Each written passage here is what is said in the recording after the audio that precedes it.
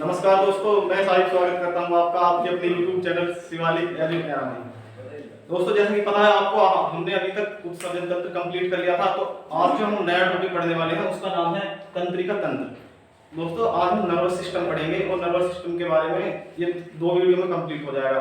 दोस्तों, बता दूं आपको कि वीडियो को आप शेयर किया करो, ज़्यादा से ज़्यादा शेयर करो। दोस्तों, साइंस का बिल्कुल बढ़िया तरीके से पढ़ाई जा रही है, कोई दिक्कत नहीं आई किसी भी तरह की। अंडरस्टैंडिंग ऐसी बन जाएगी आपकी साइंस में कि प्रश्न को तो सेकंडों में उड़ाओगे। यार, तुम पहले प्लेलिस्ट बनी हुई है, उसको वीडियो को देखो जाके, अगर और फिर प्रश्न सोल्व करो। अगर ना लगते हो तुम्हें अच्छे तो बताओ, ठीक है। तो आज हम शुरू करने वाले हैं तंत्रिका तंत्र।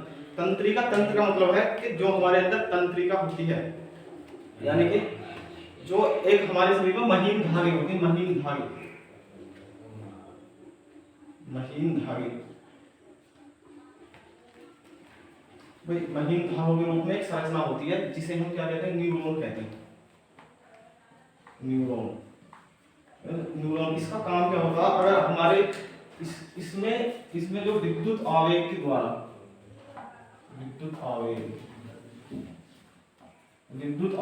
जो संवेदी अंग होते हैं, संवेदी अंगों से जितने भी हमारे पर्यावरण में जितने भी परिवर्तन हो रहे हैं, या कोई भी, अगर मान लो किसी ने हमें छुआ हाथ से, तो हमारा सीधा कहाँ पता लगे, हमारे माइंड को जो संकेत जाते हैं किसके द्वारा जाते हैं, न्यूरॉन्स के द्वारा जाते हैं। क्या है, विद्युत आवेग जो होता है संवेदी अंगों के द्वारा। भाई, हमारा कहीं किसी ने हमें छुआ, हमारी बात कहीं तक पहुंची, हमारे माइंड तक गई, तो वो किसके द्वारा गई, उसमें महीन धागे हमारी पूरी बॉडी में फैले हुए हैं, जिन्हें हम क्या कहते हैं, न्यूरॉन्स कहते हैं। उसी के द्वारा पूरा विद्युत आवेगों के द्वारा जितने भी पर्यावरण या एनवायरनमेंट में कहीं भी कोई भी घटना घट रही है, या हमारे शरीर में कहीं कोई कुछ छूता है, कुछ होता है, उसके बारे में जो पता चलता है वही क्या है, तंत्रिका तंत्र है, ठीक है। इसमें जो मेन पॉइंट होता है, हमारा सबसे मेन चीज जो होती है वो हमारा ब्रेन होता है। इसके बारे में हम कितने पार्ट में बटा हुआ है उसके बारे में भी हम बात करेंगे। पहले मैं इसके न्यूरॉन्स के बारे में आपको बता देता हूँ किस तरह से होता है, ठीक है। विद्युत आवेग के द्वारा जो संवेदी अंग होते हैं उन तक हमारी सूचना पहुंचाई जाती है, यानी सूचना का केंद्र, है ना। अब बात कर रहे हैं न्यूरॉन्स की। देखो, न्यूरॉन्स की अगर मैं संरचना की बात करूं तो देखो, न्यूरॉन्स कुछ इस तरह से हो गया,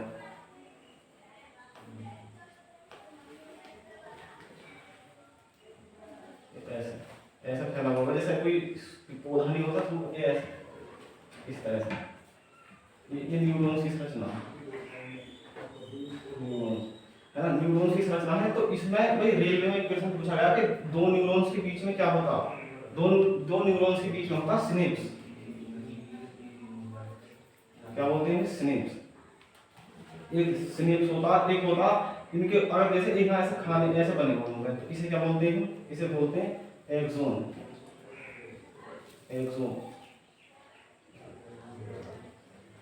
एक्सोन होता है दोस्तों, ये एक्सोन, इस एक्सोन का काम क्या होता। देखो, अगर मैं न्यूरॉन्स की बात करूं, तो न्यूरॉन्स क्या है, तंत्रिका तंत्र की बिल्कुल सूक्ष्म इकाई है, और कार्य, स्ट्रक्चरल और फंक्शनल इकाई कौन सी है, न्यूरॉन्स है, ठीक है दोस्तों। तो हमने न्यूरॉन्स के बारे में जो स्ट्रक्चर है वो इस तरह से होता है, न्यूरॉन्स का स्ट्रक्चर। तो ये जो पूरी जो लाइन होती है, सबसे लंबा तंतु होता है हमारा कौन सा, एक्सोन। बस अगर पूछा जाए कि तंत्रिका तंत्र का सबसे लंबा तंतु कौन सा होता, तो एक्सोन होता है ना, पूरे न्यूरॉन्स में। सिनेप्स जो होता है उनके दो तंत्रिका तंत्र के बीच का भाग होता है। उसमें रेलवे में भी एक प्रश्न पूछा गया था कि सिनेप्स तंत्रिका तंत्र के बीच का जो भाग होता है, दो तंत्रिकाओं के बीच का भाग, उसे हम सिनेप्स बोलते हैं, पूरी जगह होती है। और इसके अध्ययन को हम क्या बोलते हैं, न्यूरोलॉजी। इसके अध्ययन को न्यूरोलॉजी बोला जाता है ना। और ये जो हमारा एक्सोन होता है, एक्सोन में न्यूरोट्रांसमीटर होता है दोस्तों, न्यूरोट्रांसमीटर। अगर कोई भी संकेत आएगा, संकेतों को हमारे माइंड तक पहुंचाने का काम किसका होता है, न्यूरोट्रांसमीटर का होता है, जो कि एक्सोन में होते हैं, है ना, जो बाहर की तरफ अग्रसर होते हैं। जो ये जो न्यूरोट्रांसमीटर है, स्नेप्स की सहायता से हमारे अंदर तक, हमारे माइंड तक क्या पहुंचाएगा, सूचनाओं को पहुंचाएगा, है ना। तो मेन काम क्या हुआ है, इसका सूचनाओं का आदान प्रदान होगा विद्युत आवेगों के द्वारा, ठीक है दोस्तों। अब हम आगे बढ़ते हैं।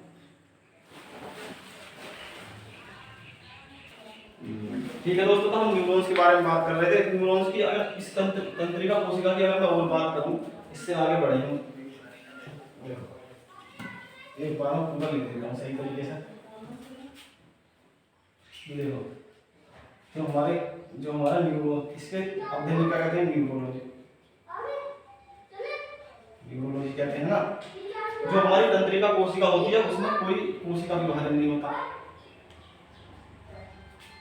कोशिका विभाजन नहीं होता।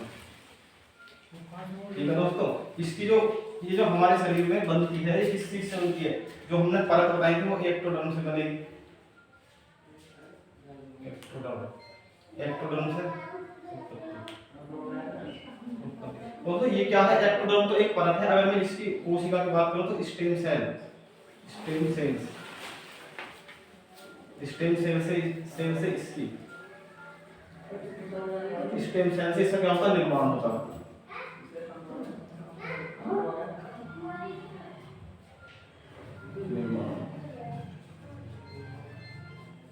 निर्माण है। तो दोस्तों आप हमारी वीडियो को लाइक भी करा करो और शेयर भी करा करो ज्यादा से ज्यादा। तो बिल्कुल इतना बढ़िया पढ़ाया जा रहा है, हर एक चीज एनसीईआरटी बेस्ड पढ़ाई जा रही है, जहां से क्वेश्चन पूछे जाते हैं। पढ़ने के लिए तो बहुत होता, चैनल पर दुनिया भर का पढ़ाते रहते हैं और लाइव चलते हैं।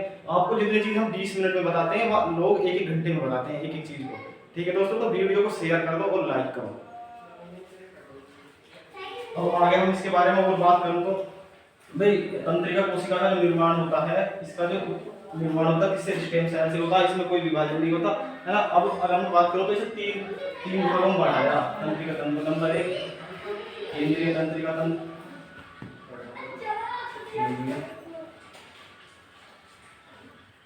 केंद्रीय तंत्रिका तंत्र। नंबर 2 परिधीय तंत्रिका तंत्र,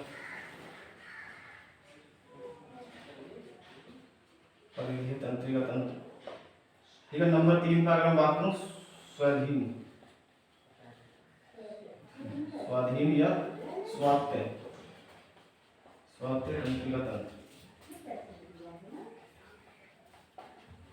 तो दोस्तों तंत्रिका तंत्र को हम कितने 3 पार्ट में डिवाइड करते हैं। नंबर 1 केंद्रीय तंत्रिका तंत्र, नंबर 2 परिधीय तंत्रिका तंत्र, नंबर 3 स्वाधीन तंत्रिका तंत्र। तो ये स्वाधीन, ये स्वायत्त तंत्र जो होता है तंत्रिका तंत्र, इसकी ये नई अवधारणा है। बेसिक रूप से हम ये दोनों चीज पढ़ते हैं। पहले ये जो दी थी, जो लेंगली नाम के वैज्ञानिक थे, लेंगली 1921 में, लेंगली नामक वैज्ञानिक थे, उन्होंने 1921 में इस स्वायत्त मतलब ये दो प्रकार के होते हैं। एक तो अनुकंपी, एक तो अनुकंपी हो गए, एक दूसरी होती है परानुकंपी। दोस्तों इनके एक एक के बारे में हम बात करेंगे। हमारा ब्रेन किसके अंतर्गत आता है उसके बारे में भी हम बात करेंगे ना। अगर मैं इसकी बात करूं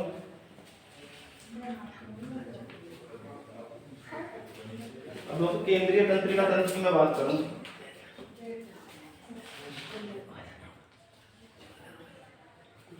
तो जो हमारा ये होगा केंद्रीय तंत्रिका तंत्र होता है, इसके अंतर्गत किस किस चीज का अध्ययन करते हैं, 2 चीज का अध्ययन करते हैं। हमारा ब्रेन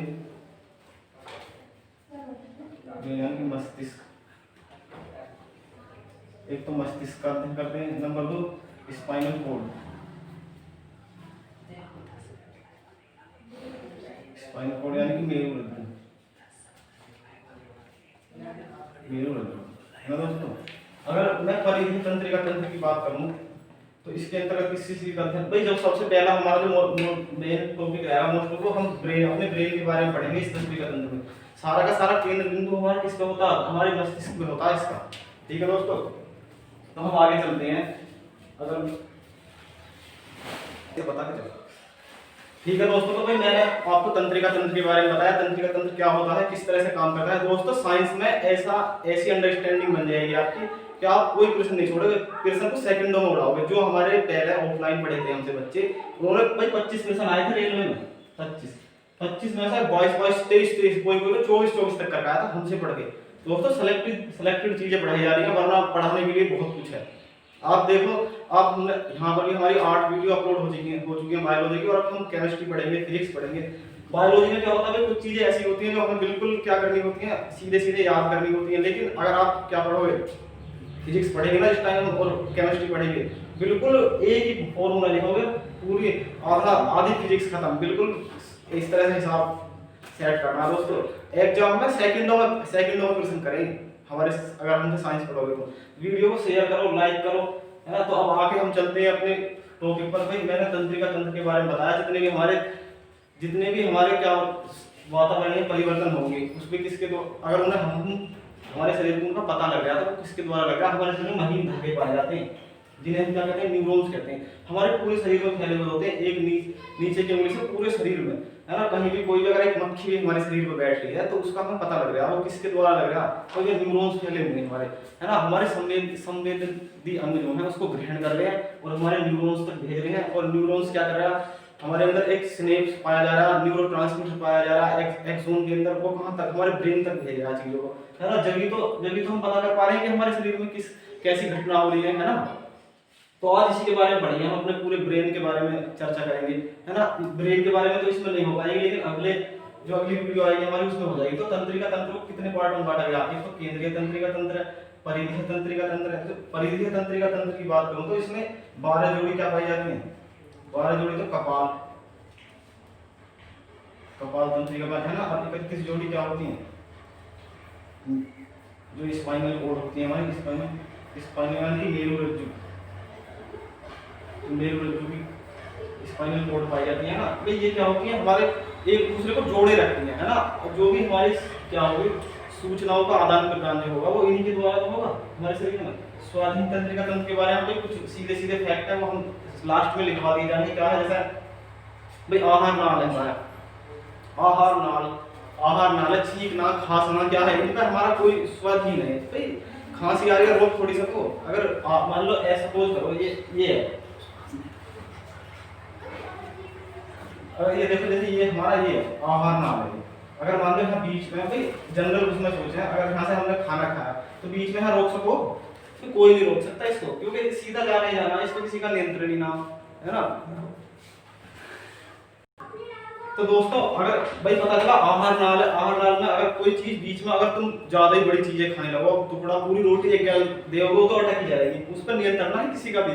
ये क्या है भाई, हंसते खेलते पढ़ो कोई दिक्कत नहीं आएगी तुम्हें, ठीक है। साइंस पढ़ो दौड़ पे पढ़ो, साइंस बड़ा मनोरंजन टॉपिक है हमारा, इसको जितना अच्छे से पढ़ोगे डेली लाइफ से कनेक्ट करके पढ़ोगे तो बहुत ही अच्छा लगेगा और मन लगेगा पढ़ने में। और पियर्सन की बात कर रहे हो, पियर्सन को तो ऐसे ही उड़ा दोगे, है ना। इतनी अंडरस्टैंडिंग आपकी बना दी जाएगी साइंस में कि प्रॉब्लम किसी भी प्रकार की आने वाली नहीं है।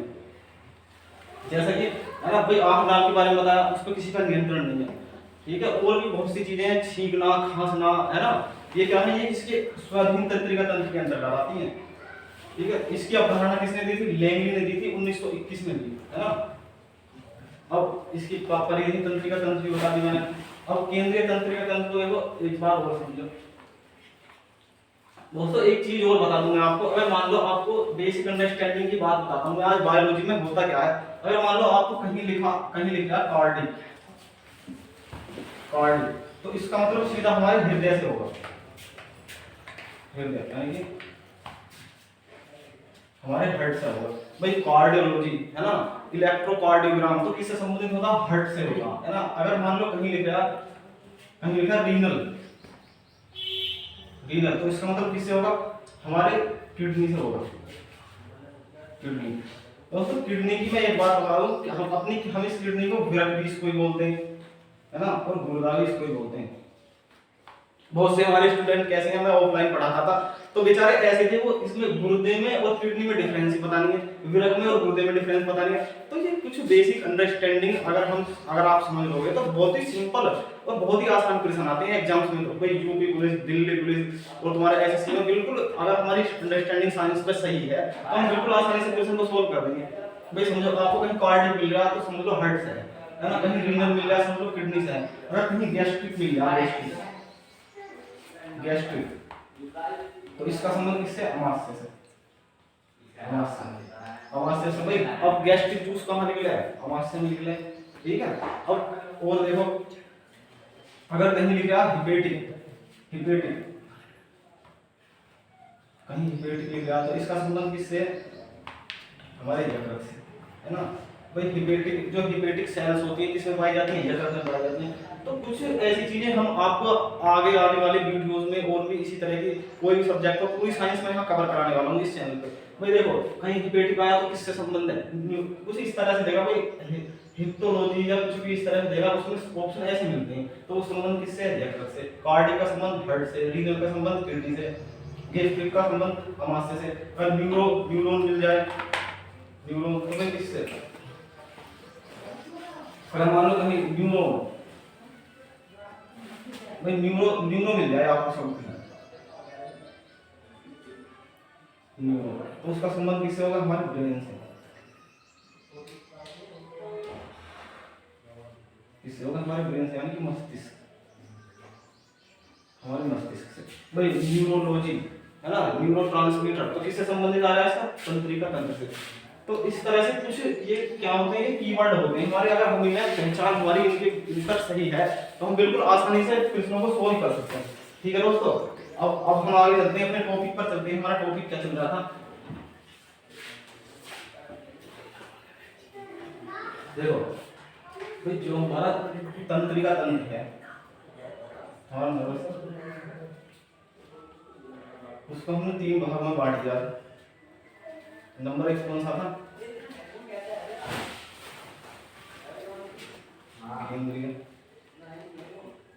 केंद्रीय तंत्रिका तंत्र। ठीक है, दूसरा था हमारा परिधीय तंत्रिका तंत्र। दोस्तों एक तो केंद्रीय तंत्रिका तंत्र था, एक परिधीय। पहला क्या है, केंद्रीय तंत्रिका तंत्र, दूसरे नंबर पे क्या है, परिधीय तंत्रिका तंत्र।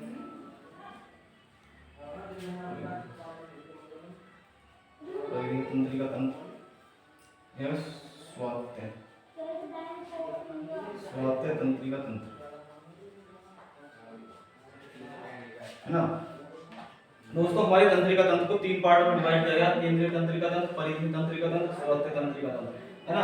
अगर मैं इसकी बात करूं, इसके अंतर्गत मैंने आपको बताया था हम किस का अध्ययन करेंगे, मस्तिष्क का अध्ययन करेंगे। हाँ, मेरुरज्जु का अध्ययन करेंगे, है ना। इसके द्वारा जो हमारी कपाल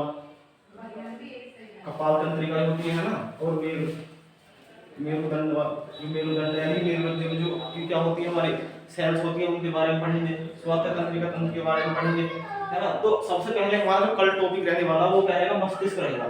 ठीक है दोस्तों, तो वीडियो को ज्यादा से ज्यादा शेयर करो। और हमने आपको पहले आप बिल्कुल पेशेंस रख के अगर आप पढ़ोगे ना तो कोई दिक्कत नहीं आने वाली। साइंस में कहीं भी चले जाओ आप यही पढ़ाया जाता है। भाई किताब उठा लो, किसी भी चैनल पर चले जाओ, अगर आप हमारे साथ पढ़ोगे तो बहुत अच्छा लगेगा। लाइक हमारा भी मनोबल बढ़ेगा, है ना, हम भी मोटिवेट रहेंगे। अगर आप हमसे जुड़े हुए रहेंगे तो वीडियो को शेयर भी करते रहें और लाइक करें।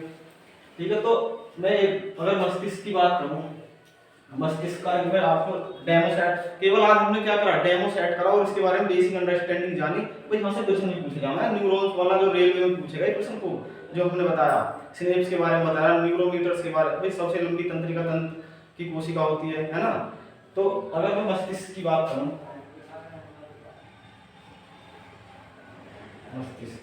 मस्तिष्क को हम बेसिक रूप से 3 भागों में बांटते हैं। 3 भाग, नंबर 1 अगर मस्तिष्क,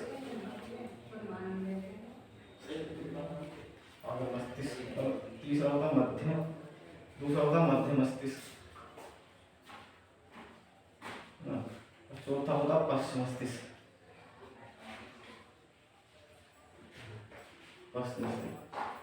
तो इनके एक के बारे में हम पढ़ेंगे। भाई कौन हमारे मस्तिष्क में किसका क्या काम है, दाब का नियंत्रण कौन कर रहा है, अंतःस्रावी तंत्र का नियंत्रण कौन कर रहा है,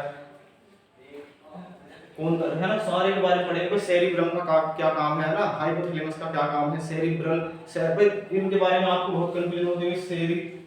सेरिब्रम है ना, सेरिबेलम, सेरिब्रल और एक होता सेरिबेलम,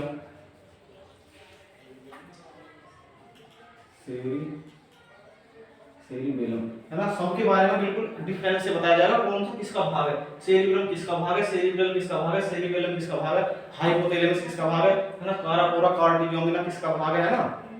हम कहां से क्या चीज नियंत्रित हो रही है उसके बारे में पूरी कंप्लीट करने वाले हैं। मस्तिष्क अपने ब्रेन के बारे में कल हम पूरा पोस्टमार्टम करेंगे और एक भी क्वेश्चन बाहर नहीं आएगा। इतना इंपॉर्टेंट टॉपिक है दोस्तों, हर शेयर भी कर दें सबके लिए। कल हम इसको अच्छी तरीके से पढ़ने वाले हैं और आज के लिए इतना ही बहुत है। और कल हम दूसरा चैप्टर इसका लेकर आएंगे, है ना, दूसरा पार्ट तंत्रिका तंत्र का लेकर आएंगे। धन्यवाद दोस्तों, वीडियो को ज्यादा से ज्यादा शेयर करें। जय हिंद, जय भारत।